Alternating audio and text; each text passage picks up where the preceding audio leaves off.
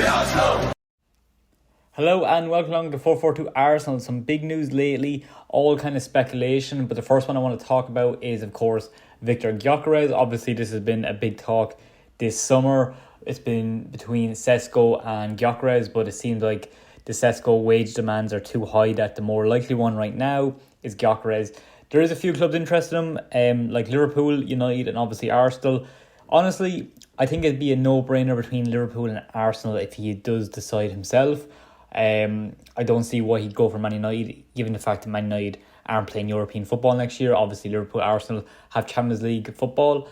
And of course, with Liverpool, they've got a very high standard of attack. I think they've got to bring in a few more players. So it's going to be a big squad for Liverpool next year. So it's going to be a very competitive sort of squad or team. But obviously, Arsenal, everybody knows that we want that striker. It's really kind of only Havertz and Jesus if he's fit.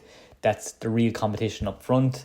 But it looks like that Arsenal are prepared to make a bid. I think it could be around 68 million. And it's just about agreeing personal terms. Just reading right now. Now, of course, every news source has their different speculations. Again, it's just speculations at the end of the day. But I will keep you updated if there's any breaking news on this.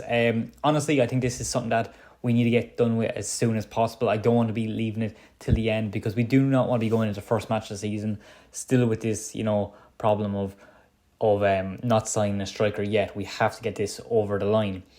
The second one then is Eze from Crystal Palace. I've always been a big fan of this guy. He's kind of like, when Wilfried Zaha was at Crystal Palace. Or Elise, Crystal Palace always, and also Balassi. Crystal Palace are just known for having these wingers or attackers that are always just good in the ball, and Eze is another one of these. I think he'd be brilliant. I'd love to see him at Arsenal because, again, we need to be making these big boys to just give squad depth, give more ability there. Like I was going for Raheem Sterling last year, just wasn't good enough. If we want to be considered as a title contender, we need to be going for these sort of players that teams are like, oh, okay, that's a good move from Arsenal. You look at what Liverpool are doing right now, or Man City. They're buying players that, are big players. So, I know Spurs are also interested in him. So if Eze is leaving, and if it's between Spurs, and also I think United are interested in Eze as well, Arsenal have to be a bigger team and say that, we want you and we're prepared to, spend more, and we need to be beating clubs, especially rival clubs, for these type of players.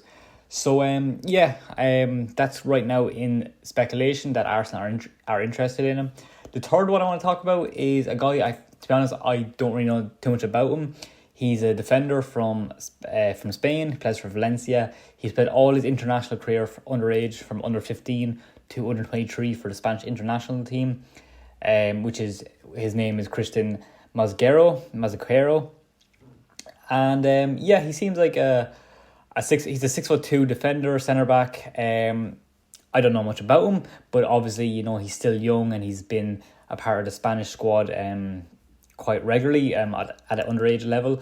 So, maybe Arteta wants to be adding more defenders. Of course, we need more defenders in there. I mean, our defence is probably our best overall attribute with our team because we've got depth there. But again, obviously Tierney's leaving. It'd be no harm to have another spare centre back. I know when Gabriel or Saliba's not playing, QR is kind of our main centre back to come in. So again, add in more players, and I've been saying this for a long time. It's not just enough to get a midfielder or just an attacker. We need to be getting about 7-8 players, like what looks like Liverpool are doing. That is what Arsenal need to be doing, and it does look like we are starting to do that. You look at like Kepa. Honestly, there's actually been no confirmation of these players yet, but it looks like things are getting very nearly done for these players like Kepa, Zubamendi, Christian Norgard from Brentford. So it looks like they are kind of bringing. They're not just looking for a striker and say a midfielder. They're looking to bring in 7-8 players possibly this summer, which is a great thing to see. But that's the transfer news for now. And thank you for watching. And also I'd like to say thank you all for 700 subs. I really much appreciate it. So thanks again.